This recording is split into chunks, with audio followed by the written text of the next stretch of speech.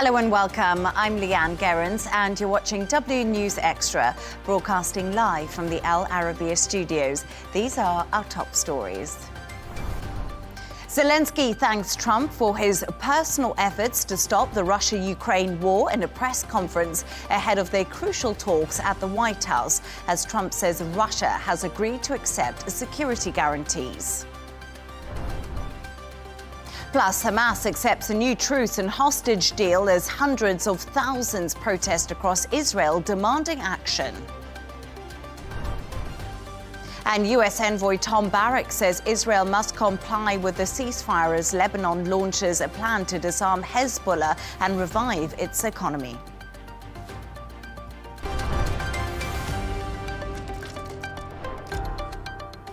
Now to our top story. Donald Trump has welcomed European leaders and Ukraine's President Volodymyr Zelenskyy at the White House for a high-stakes meeting. Ahead of the talks, President Zelenskyy and Trump have held a press conference in the Oval Office, where Zelenskyy personally thanked Trump for his personal efforts to stop the war. The talks followed Trump's summit with Vladimir Putin in Alaska on Friday. To discuss this and all of today's stories, I'm joined by Managing Director of This Is Dubai, Michael Jabri-Pickett, and columnist and correspondent Gemma White. Thank you so much for both joining me today. On a historic day, unprecedented. I feel like we're having more and more of these historic moments. But Michael, a meeting, like I said, that just felt unprecedented. And at such short notice, we saw all the European leaders change their schedule and go to help Volodymyr Zelenskyy essentially in the Oval Office today and try and reach some sort of deal with Donald Trump. You and I were talking before, there's a sense of momentum. And I think a lot of people around the world recognize that there is a real opportunity here. And I know the European leaders are feeling like they're not necessarily comfortable going at this pace that Donald Trump is wanting to go at, but they, I think, recognize that if he's going to move, we need to make sure we keep him engaged. We can't lose we can't have him being disinterested. And we'll go along, we'll make sure that we offer support, but also we make sure that there are certain things that, are not missed during the negotiating process. Yeah, absolutely. And I think after that Alaska summit and the love-in that many people were calling it between Putin and Donald Trump, many people couldn't believe the red carpet was rolled out for Vladimir Putin. There was a military fly past. It seemed to be like old friends meeting each other. So really, Gemma, the optics of all of that was pretty fascinating to watch from the whole start to the finish. I think the main thing that got me was Putin smiling in the back of the beast. He was very much a man in his element, but also looking like a man who was getting what he believed was due to him. Thoroughly, I deserve this praise, I deserve this welcome, from one statesman to another. As well, he spoke first in the joint statement to the press, again, unprecedented because he's on foreign soil and usually, Trump's on US soil, he would speak first. And again, Trump stood by and let him speak, and he spoke for quite a few minutes. So everything has been extended to Putin.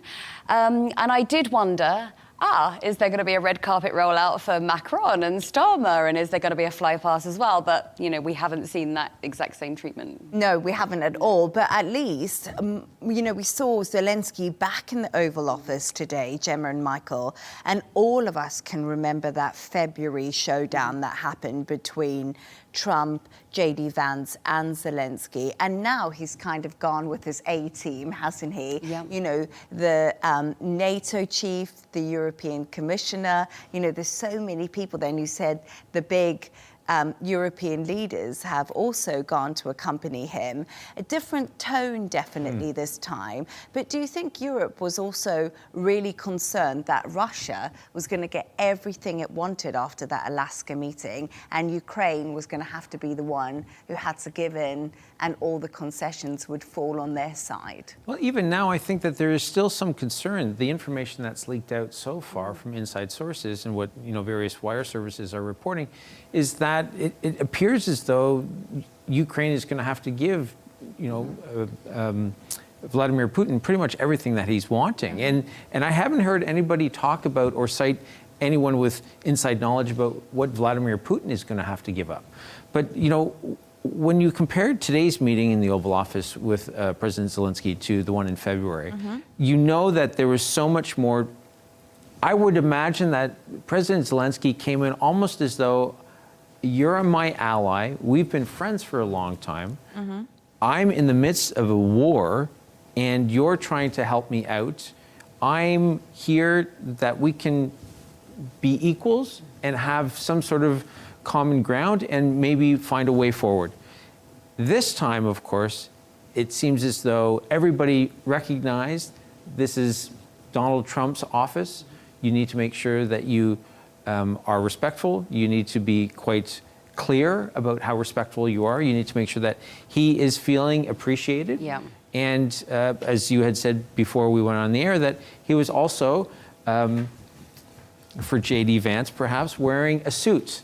That was my first question. I said, was he wearing a suit? Yeah. And I think that was quite important, actually, for Zelensky. He was wearing a suit. It looked like almost a military suit, we could put it that way, not a traditional suit. It was all black. You know, we always see him as black military fatigues, and he's worn them since Russia's special military operation, war, whatever you wish to call it.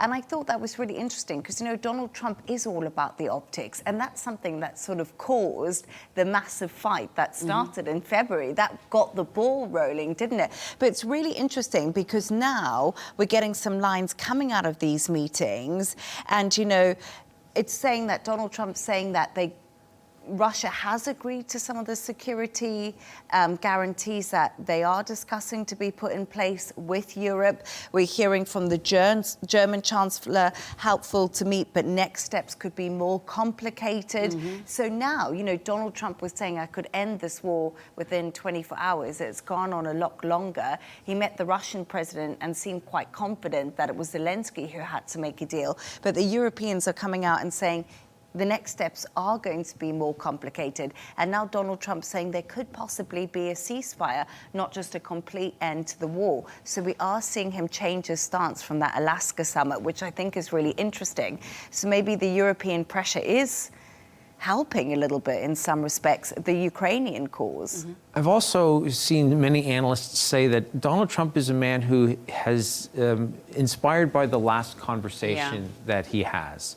And some would say, in perhaps too harsh a way, that he's easily manipulated. Yeah.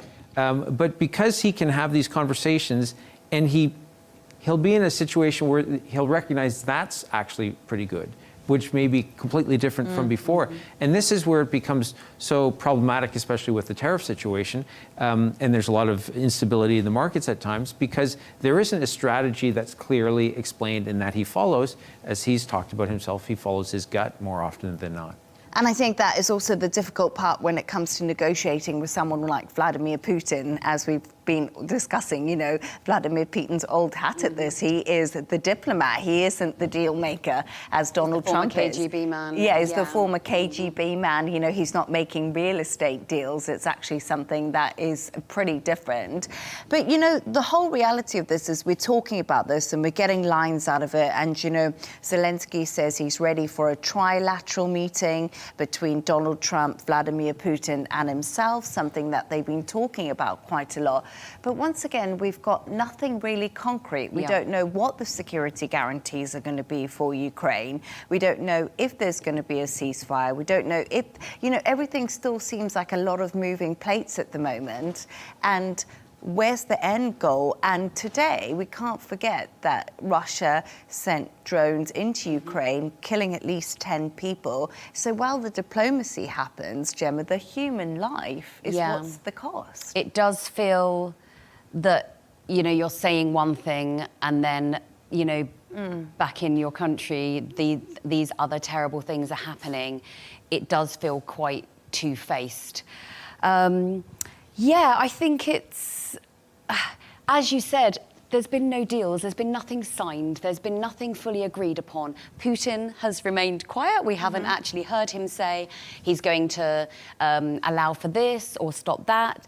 And what I find very interesting with this NATO-style security guarantees is, what if they're put in place, and then what if Putin calls their bluff? You know, are these nations going to send in their troops, send up their airplanes, send in, you know, their navies? Will that actually happen? Because we've seen time and time again, Putin plays brinkmanship, and he enjoys that game. And I'm not he's sure, good at it. He's excellent at it. And I'm not, you have to have the stomach for a game like that. And I'm not sure which other world leaders have the stomach to go head to head in that respect. You know, to that point about having the stomach, I agree with you. You're absolutely right. He's lost by many accounts, as many as 1 million men. Yeah. To be in a war that's gone on for 3.5 years and to suffer that number of casualties and to still have the determination to go forward, he definitely has the stomach for it. But I also think Zelenskyy really had the stomach for it today too, in many respects, because after that dressing down he got in the Oval Office, you know, he went back, he sat down, he spoke to Trump.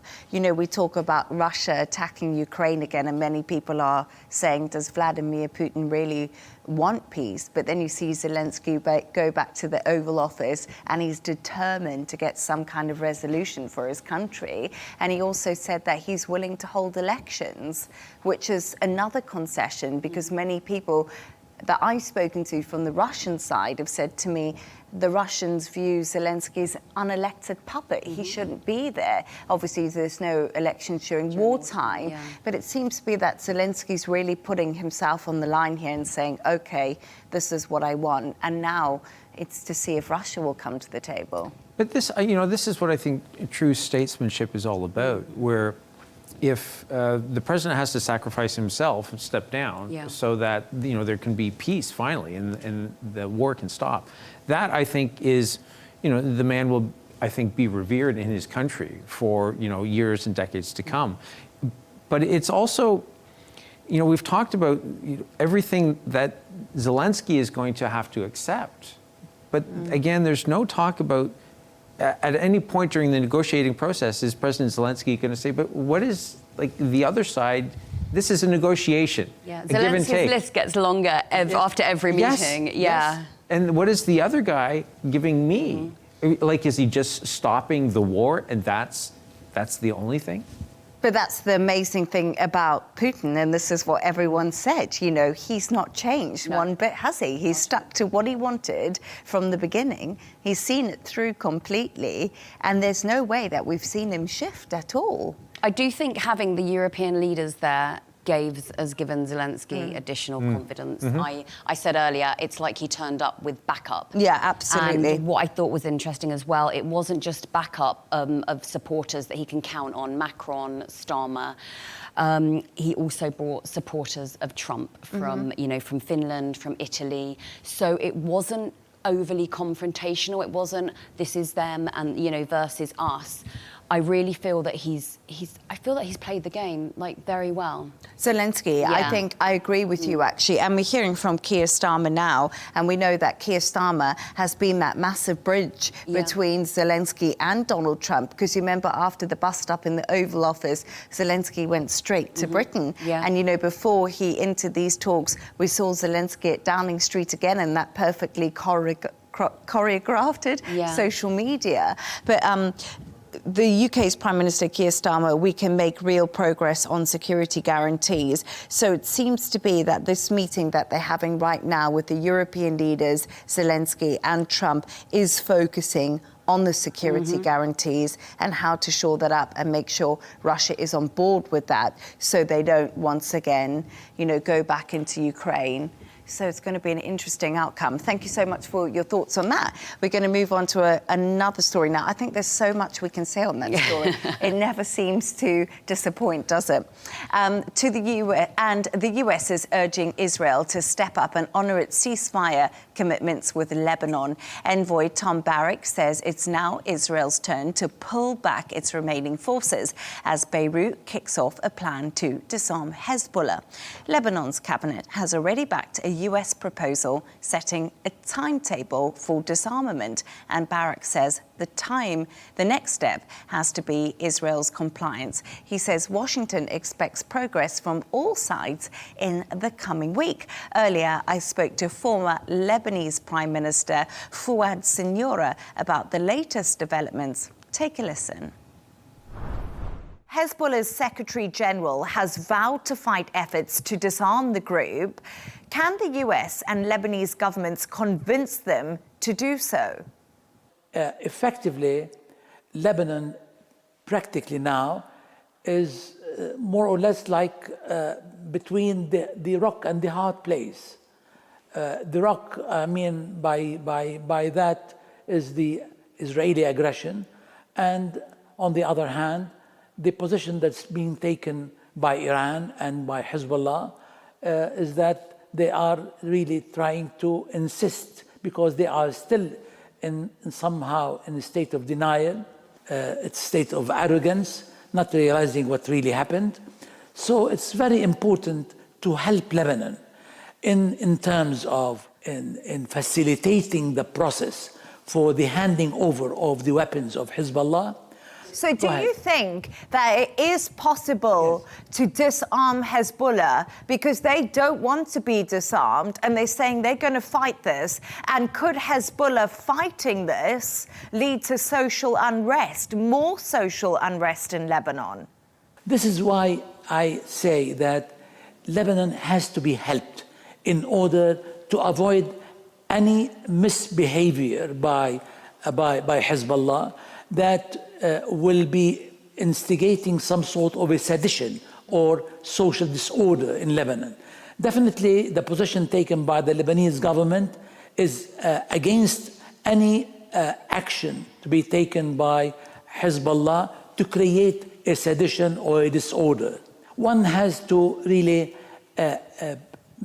take every position in order to facilitate, to make it easier to Hezbollah to hand over. The decision to hand over is taken. The Lebanese government is committed and is firm in its position. What is required now is the wisdom of the implementation, the phasing, the priorities, as well as the position that should be taken by Israel to facilitate the process.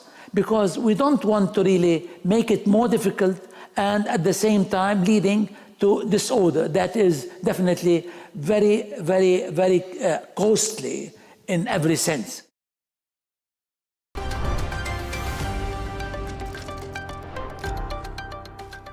Now, Hamas has reportedly accepted a new ceasefire proposal in Gaza, marking a potential pause in the 23-month-long conflict with Israel.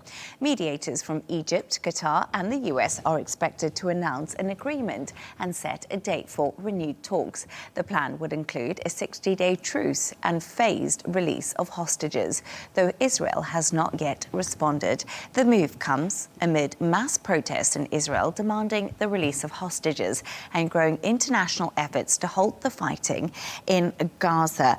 Michael, this is really positive in many respects because for a long time, Gemma and you and on the show, we discuss how difficult things in Gaza are and the plight of Gazans and Israel's full occupation. So really, this is some positive signals coming from the Hamas side. What more do we know about the details on this? Not a lot of details at this point. You pretty much summed up everything that we know. What surprises me the most out of it is that Hamas seems to have accepted it, according to preliminary reports, with no changes. And that tells me that they're seeing the plight of the Gazans. They're also seeing or feeling the pressure from the PA. And I think that there is a desire on the part of so many Palestinians to get this done, because if Hamas is going to continue to be digging its heels in, and Israel and Netanyahu seem like they're not going to be budging, you know, you have to do something to stop your people from dying. And then it's quite interesting because an Egyptian official source has come out today and said Hamas has agreed to a 60-day ceasefire proposal with Israel that includes the release of half the hostages held in Gaza and Israel's release of some Palestinian prisoners. And this is something that we've obviously heard before because, like you said, it's Steve Witkoff's ceasefire ordeal that he put on the table. Doesn't seem to be many amendments now to it.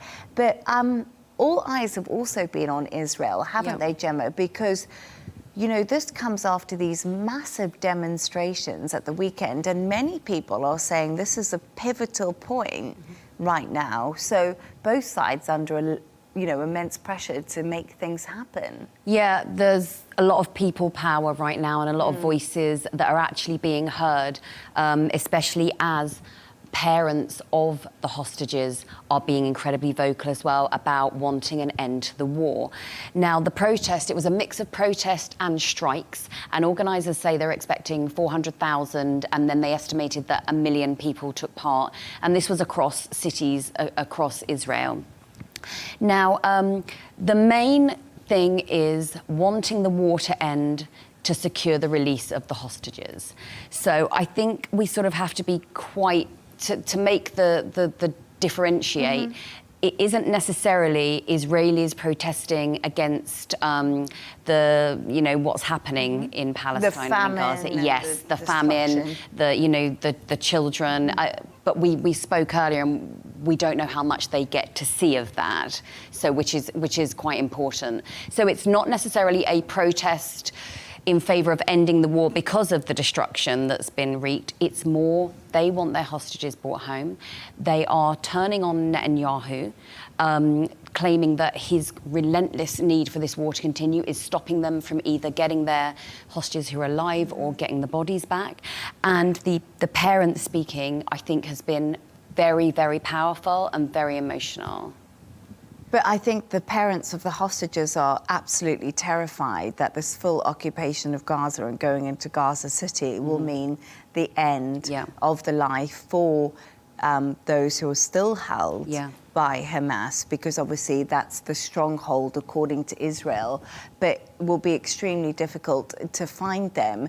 But I just think that we've had this conversation a few times before about the fragility of the coalition right now in Israel and Prime Minister Benjamin Netanyahu's position.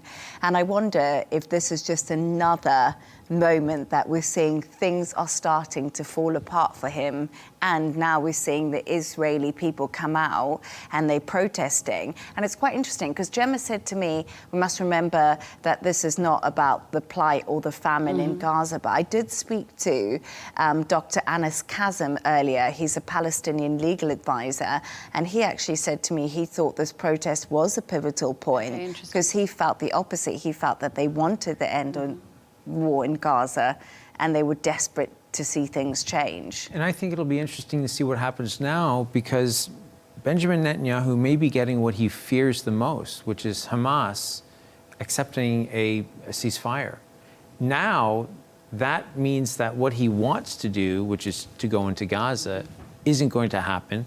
That then means that if the ceasefire holds, and the Israelis as well as the rest of the world continues to support a ceasefire, then Benjamin Netanyahu's in a position where he has to figure out what is the next step, dealing with not an equal partner, because he wouldn't see Hamas that way, but if Hamas then were to step aside and the Palestinian Authority were to come back into play, he's going to have to deal with a partner across the way trying to find a way forward. And that, of course, means that he'll probably lose his coalition government. Certainly the right-wing members would fall apart. And he's in a terrible position at that point. Yeah, and what's really interesting is actually earlier I spoke to Palestinian legal advisor Dr. Anas Kazem about what hurdles are in place to set up a functioning government. Take a listen to what he told me. I am not optimistic if the Palestinian Authority is going to take over the situation in Gaza. The Palestinian Authority is infested with so many problems, including corruption and no advisors that guide its work. Basically, the PA is a subordinate to the military government of Israel. And therefore, I don't think it will have any credibility with the people of Gaza. I think the best solution is to think of an administration is we don't need another governor like the situation in Iraq, for example, when Bremer was appointed. We need people, indigenous people from Gaza. They know exactly the people, their needs, their inroads, and they are more capable to manage the situation. And those people can be picked up with agreement of the the municipality mayors in Gaza, dignitaries in Gaza, and I think this is maybe the best solution.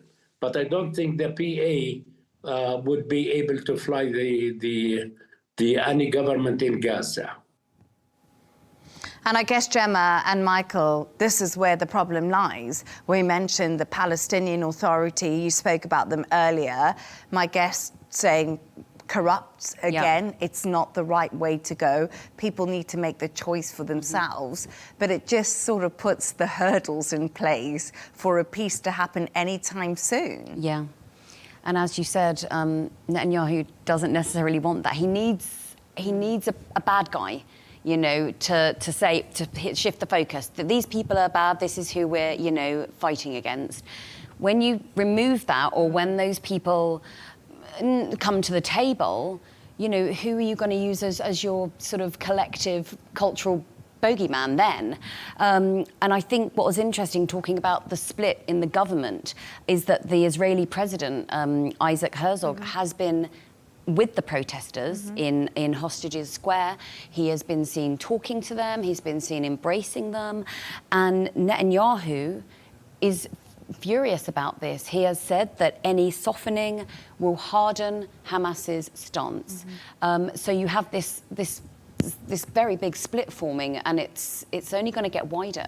Yeah, absolutely. No, you're completely correct, and that's something we have seen. And obviously, when Israel announced its plans to fully occupy Gaza, we saw the military chief, Michael, speak out too, saying that this wasn't the right way to go. The IDF is completely fatigued, it's exhausted. They've been fighting a war for nearly 2 years. How much more can it go on? Yeah, we've seen so many, everything from the human rights groups in Israel come out, talk about it's a genocide, to, former Mossad and Shin Bet agents and IDF officials talk about how this has to end because we don't see a strategy forward. It hasn't been explained. And we also know that there have been IDF soldiers who have come forward and said, we're not going to keep fighting. I know we've talked about this before, that there have been a number of IDF serving and non-serving members, active and non-active, I should say, who have died by suicide as well because of what they've gone through fighting in Gaza. So there's so much internal dissent and also questioning, I think, of what it is that we're supposed to be doing. Again, because the Prime Minister has not done a very good job of clearly explaining what the strategy is. Yeah. And because there hasn't been that, people then start to say, well, if we don't know what we're going to be doing, why don't we just end it now and get the hostages back? Yeah, and also, a lot of people are saying the Israeli Prime Minister Benjamin Netanyahu has clearly lost the narrative when it comes to this because of the pictures of the famine, of the malnutrition. And the West is also turned against Israel in many respects. And that's something that no one was expecting to happen. The UK, France, Germany saying they're going to halt their weapons, sending arms to Israel. So now everyone's under pressure because I know Israel's saying, why don't the West pressure Hamas more? That's what they want Hamas to do, is come back to the table like they have. And as you say, it will be really interesting to see if Israel will agree to what Hamas has agreed to. One thing that I would say, and I never thought this conversation would take place, is that people in the West who were staunch supporters of Israel, there's now especially with American Jews, there's now a distinction that's being made between, Israel and Judaism. And of course, Zionism and Judaism, they're different. But in the past, if you were anti-Israel, you were automatically an anti-Semite. And now there's a distinction, accurately so, that's being made, and people are saying, I'm Jewish, and this is not something that I agree with. And that's never happened before. And it's really interesting because that is entering the social discussions that we see now, isn't it? If you look on social media, if you look all across, that is a discussion that is quite widely being had, Thank you so much for your thoughts on that story. Let's move on to another story now. And this month, hundreds of people in Mumbai have clashed with police after protesting about a ban on feeding pigeons. Authorities have imposed the ban over health concerns about the birds' droppings. It's an issue that's become a problem in other major cities, including London, New York and Venice, where bans or hefty fines are in place on feeding the animals. Gosh, Michael, why has this ban actually been so controversial? Because pigeons are controversial, let's be honest. I can see Gemma smiling there. But I feel like pigeons are probably the most controversial animal, isn't it, that lives in a city? Yeah. They Quite are divisive. Yes, I mean, they are the rats of the sky. Oh, poor thing. And I think that because of the health repercussions that people can suffer as a result of the droppings. And just one stat from the Indian government, they said that, for instance, from the year 2000 until 2023, there's been a 150% increase in the number of pigeons. And each pigeon can produce as much as 15 kilograms of droppings during the course of a year. So that's a lot of material that's now in the air that people are breathing that is a real cause for concern. But because of the place in which this particular bird stands within religious and cultural aspects of the the society, that's where this tension is being most felt. And some people feel like, the birds deserve a home and they deserve a life. But as you said, there are some serious health hazards and concerns. And Gemma, what is it that's really raising the alarm here? This is research I'd never thought that I would be doing. No. It was not on my 2025 bingo card. No, me neither. I never thought... I never Your thought... 15 kilogram stat as well. I was super impressed with that. I know. I'm like, can't they use that for biodiversity or something? Or for fertiliser, wasn't it? There's a niche. For fertiliser. Oh, was it? Yeah. And bird droppings were used for fertiliser, like in olden times. It is. I mean, what it is. It's when the droppings. These are obviously can be a dry country. It dries and it comes up with the dust in the air, so it's being inhaled or when it comes into contact. And particularly people who work perhaps in sanitation. Working construction, where you're working with perhaps rubbish or you're working in dusty environments, it's affecting those people more. The boom in pigeons, there has been a pigeon population explosion because of their easy accessibility to food, and they don't really have any predators. They're not very good in the road. They're very slow to get out of your way, and perhaps cats catch them, but there isn't a natural, a bird out there that's kind of picking them off. So they are just very much enjoying their freedom. I don't know. What do we think about this? Because I think it's quite a difficult thing because it's also a cultural significance in India and people feel that they want to feed the birds. I feel like a court order in place is a little bit strong, don't you? I'm not sure, what do they do about that? Because, people see it as culturally nice, they want to feed the birds. It might, I don't know, can the courts really get involved with something so big? So the courts, I think, can get involved. The issue will be the enforcement. If you're a police officer and you're in India and you're now tasked with trying to stop people from, throwing seeds to birds, I don't know how successful you can be at stopping people from doing that. No, that's a very good point. But some people have even gone on or threatening to go on hunger strike over this, Yeah, I do. I mean, I read this interesting thing and it just said, you watch any films about India or based in India, and one of the scenes will be a flock of pigeons like rising up over the skyline. And it's the same, you know, in London, Trafalgar Square has its pigeons. You think of the Tower of London, not pigeons, but they have their ravens. Yes. There are certain places, there are certain countries that animals are just inextricably linked to. And I don't think we should be outlawing that. It's a bit of fun. No, I agree with you. I'm on the side of the pigeons. I know Michael's not, but come on, Michael, give the pigeons a chance. Yeah, two against one, Michael. And finally, we've reached that point in the show where Gemma and Michael, you've come up with a couple of quirky stories of the day.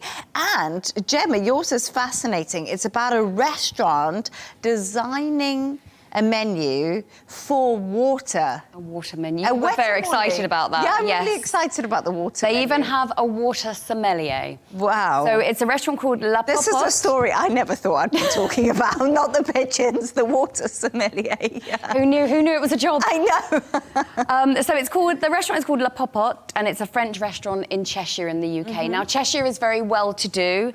We had a Real Housewives of Cheshire show, lots of footballers, lots of money. So they've introduced their water menu. It's got 7 waters on it, 3 still and 4 sparkling from France, Spain, Portugal, Italy, Iceland and the UK. And the prices range from £5, which is about $6 US, up to £19, which is about $25 US, for a bottle of water. Now, that super pricey one is the Portuguese sparkling water called the Palace of Vidago. Now, tap water is still free. Oh, good. So, you know, if you don't want yeah. to splash out, that tap water is also on the menu. But yeah, it's proved a little divisive. I don't know why. I don't know if this is going to be crazy, but I love this idea because I'm a real fan of bottled water. And I like to think of myself as a bottled water connoisseur. I'm one of them. I like to try all the different waters, which one tastes the best, even if it's expensive and in a fancy bottle. I'll be You like, said "Oh." you knew that you could tell the difference. I can in tell the taste, difference yeah. in bottled water. I can tell the difference from the low end to the high end, and I would spend £19 on a sparkling bottle of water. Would you, Michael, do you I think? think on the Arabiya social media account, you should be doing a taste test. A taste A blindfolded Yes, taste it's test. blindfolded, Yeah. 100%. Oh, really? Yes, absolutely. I think that would No, be you can fine. tell the difference, though. I believe you, and I think some people have incredibly sensitive palates like that. I'm not one of those people. I would be fine with tap water in most places. But I would definitely, I like sparkling water, so I'll buy that, but I'm certainly not going to spend $25 on a bottle of water. But you know what? That's not even the most expensive bottle Tell of us, water. please. So Come on, Gemma. more research. So there's a bottle of water called Filico Royal Water, and that's from Kobe in Japan, and that's $2,500 a bottle. Oh, my gosh. Still not the most expensive. Now, that award goes to, it's called Acqua di Cristallo Tributo a Modigliani. Now, that's from Springs in Fiji in France. It's a mix, and it costs $60,000 a bottle. Wow. But it's not necessarily about the water. The bottle is made of 24-karat gold and embellished with diamonds. That is That is the world's crazy. most expensive bottle of water. Wow. That's like a deposit on a house. Yeah. You know, really, if you think about it. But if anyone's watching, you send me one. Yeah, Yeah, I she can might be accept gifted it, that, you yeah. know. Yeah, that's not a bad gift, is it? And Michael, yours is about a long-lost book, and it's finally been returned to its home. Tell us more about this book. So a overdue book was returned in June, and it had been checked out in July of 1943. Wow. So 82 years ago, it was finally returned to the San Antonio Public Library. Now, I was most interested in the numbers, right? So when you see overdue book, you think of fines. And AP did a fantastic job with their research on this particular story. They said that in 1943, the San Antonio Public Library charged 3 cents a day for an overdue book, which would mean that the fine would be $900.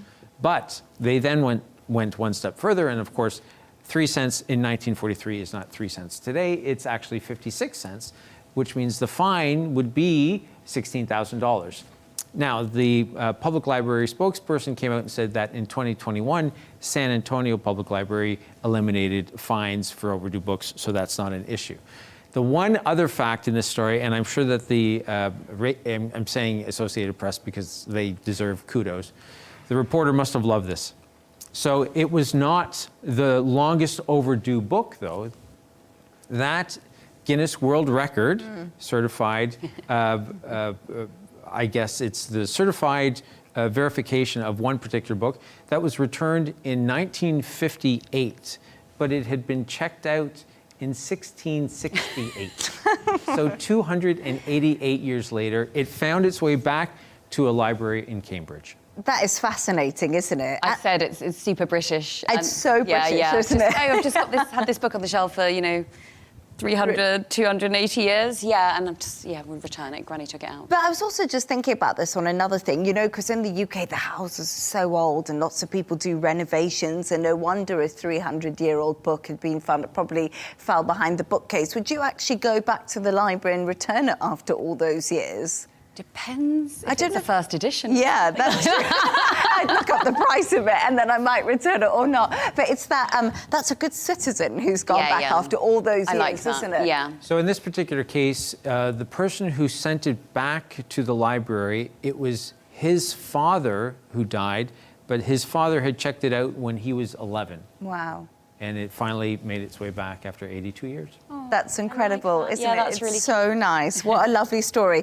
There is some, really good, honest people out there, which is always nice to know. And that's all from us on W News Extra. Thanks to today's guest, Managing Director of This Is Dubai, Michael Jabri-Pickett, and columnist and correspondent Gemma White. Don't forget to subscribe to our YouTube channel and follow us on X. G&T with Tom Burgess-Watson is coming up next. Goodbye and thank you for joining us.